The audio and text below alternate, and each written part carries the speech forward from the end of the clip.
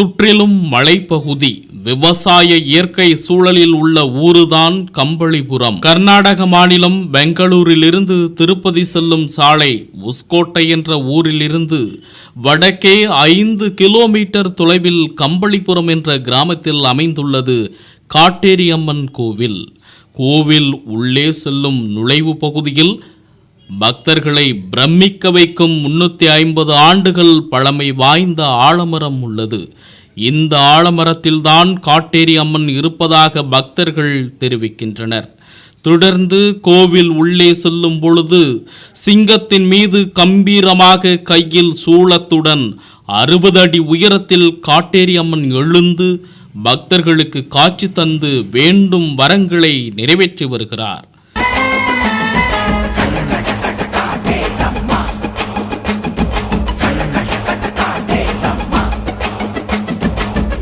ಕಾಯು ನಮ್ಮ ತಾಯಿ ಕಾಟೇರಮ್ಮ, ಭದ್ರಕಾಳಿ ರೂಪ ತಾಳಿ ಬಂದಾಳಮ್ಮ. கோவிலுக்கு வரும் பக்தர்கள் தங்களுடைய வேண்டுதல்கள் நிறைவேற 9 வாரங்கள் கோவிலுக்கு வருகை தந்து அம்மனை தரிசனம் செய்து நினைத்த காரியம் நிறைவேற வேண்டும், குடும்ப கஷ்டங்கள் தீர வேண்டும், கடன் தொல்லை நீங்க வேண்டும், எதிரிகள் தொல்லை நீங்க வேண்டும், திருமண தடை நீங்கி விரைவில் திருமணம் நடக்க வேண்டும், குழந்தை வரம் உள்ளிட்ட பிரச்சனைகள் இருந்தாலும் அனைத்து பிரச்சனைகளுக்கும் நீக்கி நினைத்த காரியங்கள் கைகூட வேண்டும் என்று பக்தர்கள் வேண்டிக் கொண்டு கோவிலில் மந்திரங்கள் சொல்லி சிவப்பு துணியில் தரப்படும் தேங்காயை கோவில் வளாகத்தில் உள்ள ஆலமரத்தில் கட்டினால் வேண்டுதல்கள் நினைத்த காரியங்கள் கைகூடும் என்கின்றனர் பக்தர்கள். வணக்கம். நாங்க கம்பளிபுரம் அம்மா சக்தி பீட்ட காட்டேரம்மா டெம்பிள் இருந்து பேசுறோம். எங்க இருக்கிறதுனா இந்த இடம் பெங்களூர் ரூரல் டிஸ்ட்ரிக்ட் வஸ்கோட தாலுக்குல தான் இருக்கு. இங்க என்ன விசேஷம்னா இங்க காய் கட்டுறோம். 9 வாரம் காய் கட்ட வேண்டியது இருக்கும். நீங்க என்ன பிரச்சனைக்கு காய் கட்டுறீங்கன்னு சொன்னீங்கன்னா அந்த பிரச்சனைக்கு ஏற்ற மாதிரி மந்திரம் தருவோம். அந்த மந்திரம் சொல்லி பண்ணி காய் கட்ட வேண்டியது இருக்கும். அப்புறம் இந்த மரத்துலதான் அம்மா இருக்கிறது. அந்த அம்மாக்கு நீங்க எவ்வளவு பக்தினால பாலி சேவை பண்ணி காய் கட்டுறீங்களோ அவ்வளவு சீக்கிரமாக உங்க வேலை நடந்துரும்.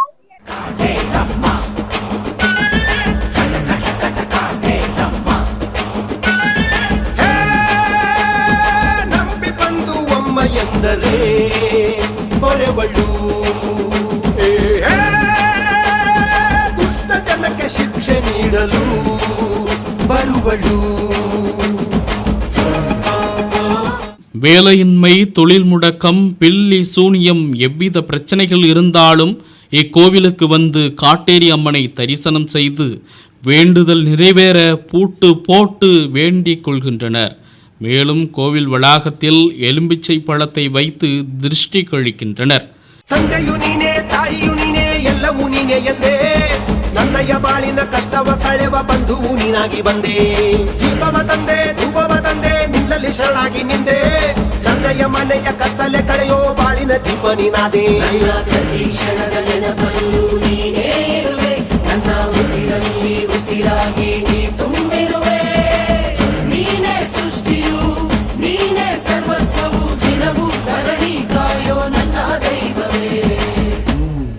ஸோ நான் இதான் ஃபர்ஸ்ட் டைம் இந்த கோயிலுக்கு வந்திருக்கேன். நானும் வீடியோ பார்த்துட்டு தான் வந்தேன். நிறைய பேரும் சொல்லியிருந்தாங்க இந்த மாதிரி இந்த கோயில்ல ஒரு 9 வாரம் நம்ம தேங்காய் கட்டினா நம்ம நினைச்சது நடக்கும் அப்படின்ட்டு.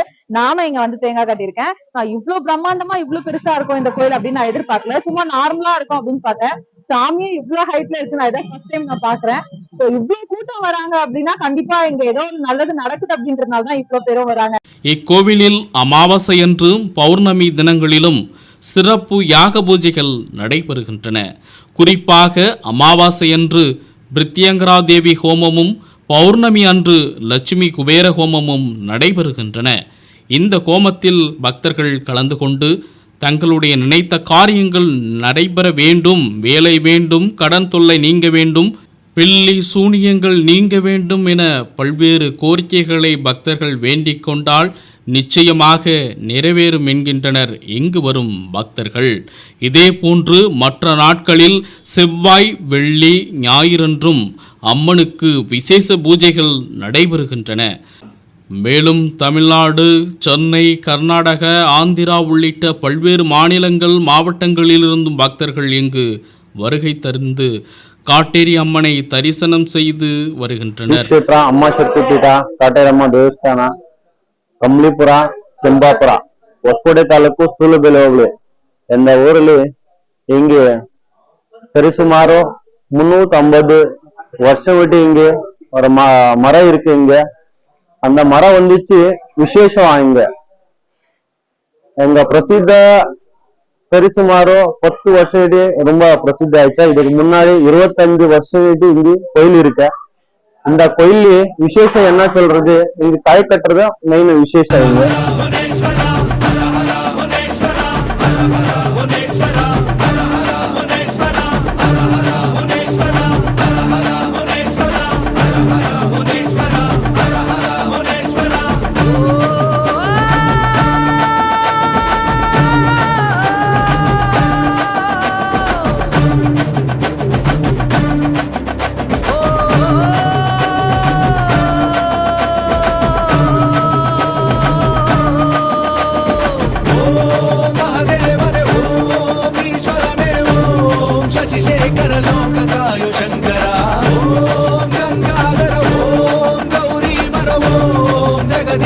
ಜಗವಸಲ ಹರ ಹರ ಮನಸ್ಸು ಅಲ್ಲೋಲ ಕಲ್ಲೋಲ ತಾನಾಗಿ ಪಾಪ ಕರ್ಮಗಳ ಕೂಡಾಗಿದೆ. ಎಲ್ಲೇ ನೋಡಿದರೂ ಧರ್ಮವು ಮರೆಯಾಗಿ ಸರ್ವನಾಶಕ್ಕೆ ಎಡೆಯಾಗಿದೆ. ಓಂ ಮುನೇಶ್ವರ ಓಂ ಮುನೇಶ್ವರ ಓಂ ಮುನೇಶ್ವರ ಓಂ ಮುನೇಶ್ವರ ಓಂ ಮುನೇಶ್ವರ ಓಂ ಮುನೇಶ್ವರ ಓಂ ಮುನೇಶ್ವರ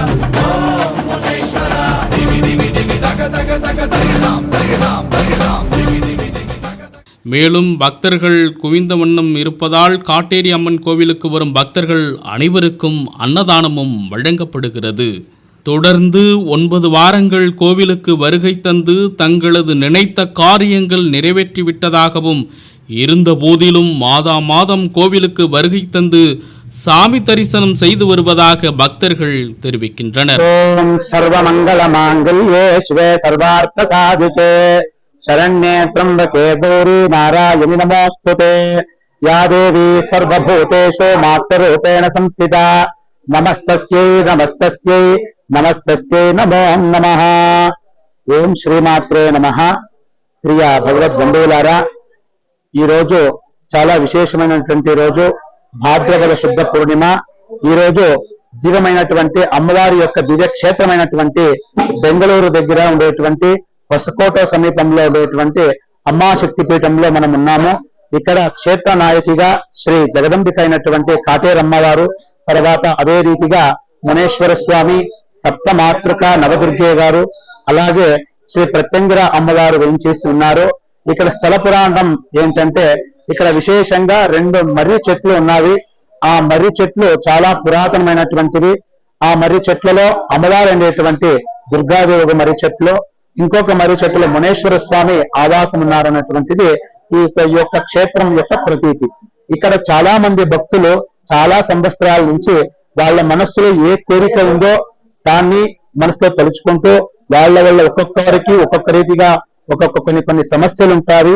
అలాంటి సమస్యలంతా పరిహారం అవడానికి ఇక్కడ మంత్ర ద్రష్టలు, కొంతమంది మంత్రశాస్త్ర నిపుణులు కొన్ని మంత్రాలు ఇస్తారు. ఆ మంత్రాలని పఠిస్తూ ఆ చెట్టుని ప్రదక్షిణలు చేస్తే గనక వాళ్ళ సమస్యలు పరిహారం అవుతాయి. అట్లాగే ఆ కొన్ని కొబ్బరికాయల్ని, మంత్రించినటువంటి కొబ్బరికాయల్ని ఆ చెట్టుపై కట్టడం వల్ల వాళ్ళ అన్ని విధమైనటువంటి సమస్యలు పరిహారం చెందుతావని జనాల యొక్క విశ్వాసం. అట్లాగే చాలా మంది చాలా రోజుల నుంచి ఈ జోడి 2 బర్రి చెట్లకి కూడా కొబ్బరికాయలు కట్టుతూ పూజలు చేస్తూ వాళ్ళ ఇష్టార్థాలన్నీ కూడా నెరవేర్చుకుని ఉన్నారు. అలాగే విశేషంగా ఇక్కడ ఏంటంటే 9 వారాలు వచ్చి ఆ 9 వారాలు కూడా కొబ్బరికాయలు కట్టి ఉదయ సంకల్పంతో 9 వారాలు కొబ్బరికాయలు కడుతూ ప్రదక్షిణ చేస్తూ అమ్మవారిని దర్శిస్తే ఇక్కడ మన మనసులో అనుకున్నటువంటి కోరికలన్నీ జరుగుతావనేది పెద్దల యొక్క మాట. అట్లాగే ఇక్కడ విశేషంగా అమావాస్య రోజు ప్రత్యంగిర హవనం జరుగుతుంది. అట్లాగే పున్నమి రోజు ఉదయం పూట శ్రీ కుబేర మహాలక్ష్మి యాగము, అట్లాగే శుక్లపక్ష అష్టమి రోజు ప్రతి నెల కూడా గిరిజా కళ్యాణోత్సవం జరుగుతుంది. ఈ 3 విశేషమైనటువంటి కార్యక్రమాల్లో చాలా మంది భక్తులు పాల్గొంటారు. ఇక్కడ విశేషం ఏంటంటే అమావాస్య రోజు ప్రత్యంగిర హవనం జరుగుతూ ఉంటుంది. అమావాస్య రోజు సాయం సంధ్యాకాలంలో గోధూళి సమయంలో ఈ ప్రత్యంగర హవనం ప్రారంభమవుతుంది. ఈ హోమంలో విశేషంగా వెండి మిర్చి, నల్ల మిరియాలు, అట్లాగే ఉప్పు మొదలైనటువంటి తామస రాజస పదార్థాలను వాడబడుతుంది. విశేషంగా ఈ హోమాన్ని సకల విధమైనటువంటి చేతబడి మాట మంత్ర ప్రయోగాలు, క్షుద్ర విద్యల్ని, తర్వాత క్షుద్ర ప్రయోగాల్ని స్తంభనం చేయడానికి చేయబడుతుంది. కాబట్టి చాలా మంది మాకు నరదృష్టి నరఘోష ఉంది, ఏం చేయాలి, తర్వాత మాకెవరో చేతబడి చేశారు, ఏం చేయాలి అలాంటప్పుడు వచ్చి హోమంలో గనక పాల్గొని అమ్మవారిని ప్రార్థించి వాళ్ళ యొక్క సమస్యలనంతా మనస్ఫూర్తికంగా అమ్మవారికి నివేదన చేసి ఆ వట్టి మిరపకాయలు, తర్వాత నల్ల మిరియాలు, అట్లాగే ఉప్పు మొదలైనటువంటి ద్రవ్యాలని హోమంలో సమర్పణ చేస్తే గనక వాళ్ళ మీద ఉన్నటువంటి అన్ని విధములైనటువంటి ఆ నరదృష్టి నరఘోష అనేక విధమైనటువంటి క్షుద్ర ప్రయోగాలను స్తంభించబడి అమ్మవారి యొక్క అనుగ్రహం చేత వాళ్ళకి చాలా మంచి జరుగుతున్నటువంటిది కూడా ఇక్కడ ఉన్న జనాల యొక్క విశ్వాసం. అట్లాగే పున్నమి రోజు పొద్దున్నే 1000 తామర పూలతో అమ్మవారికి మహాలక్ష్మి యాగం చేయబడుతుంది. ఈ మహాలక్ష్మి యాగంలో విశేషంగా అన్ని విధమైనటువంటి దారిద్ర్యాలు తొలగిపోవాలని, అన్ని విధమైనటువంటి అరిష్టాలు తొలగాలని, సుఖ సౌభాగ్యాలు కలగాలని విశేషంగా అమ్మవారి యొక్క మూల మంత్రాలతో, బీజాక్షర సంపుటిత మంత్రాలతో, శ్రీ సూక్తంతో, తేనె, తర్వాత అనేక విధమైనటువంటి పళ్ళు, 1000 తామర పూలతో అమ్మవారికి మహాలక్ష్మి యాగం జరపబడుతుంది. ఈ యాగంలో పాల్గొనేటువంటి భక్తులకి సకల విధమైనటువంటి దారిద్ర్యాలు తొలగి, దుఃఖాలు భయాలు తొలగి, విద్య, ఆరోగ్యం, ఆయుష్, ఆరోగ్యం, ధన ప్రాప్తి కలుగుతుందన్నది అందరి యొక్క భక్తుల విశ్వాసం. అట్లాగే ప్రతి మాసంలోనూ కూడా శుక్లపక్షంలో వచ్చేటువంటి అష్టమి రోజు పార్వతీ పరమేశ్వరుల యొక్క ప్రీత్యర్థంగా ఆ ఆది దంపతులకి కళ్యాణం చేయబడుతుంది, గిరిజా కళ్యాణం అని. ఈ కళ్యాణంలో పాల్గొనేటువంటి భక్తులకి ఈ పెళ్లి కాకుండా ఉండేటువంటి భక్తులు ఎంతమంది వచ్చి పాల్గొంటారో అందరికీ కూడా శీఘ్రంగా వివాహం కలగడానికి అనుకూలం జరుగుతుంది. సంతానం లేనటువంటి వాళ్ళు వచ్చి గిరిజా కళ్యాణంలో పాల్గొంటే మంచి సత్సంతానాన్ని పొందగలరు. దాంపత్యం కూడా బాగుంటుంది ఈ కళ్యాణంలో పాల్గొనేందువల్ల. అందువల్ల ఎక్కువ సంఖ్యలో చాలా మంది భక్తులు వచ్చి గిరిజా కళ్యాణంలో కూడా పాల్గొంటారు. అందువల్ల అందరు భక్తుల విజ్ఞప్తి ఏంటంటే తమరి యొక్క కష్టాలు నివారణ చేసుకోవడానికి దివ్యక్షేత్రానికి వచ్చి అమ్మవారిని దర్శించి ఆ 2 మర్రి చెట్లను ప్రదక్షిణం చేసి కొబ్బరికాయలు కట్టి వాళ్ళ ఇష్టార్థం నెరవేరాలని ఏ హోమానికి కావాలో ఆ హోమానికి కూర్చొని పాల్గొని వెళితే గనక వాళ్ళ అన్ని కష్టాలు నివారణ జరిగి అమ్మవారి యొక్క పరిపూర్ణ అనుగ్రహం చేత అన్ని శుభాలు కలుగుతుంది. స్వస్తి. ఓం శ్రీమాత్రే నమః.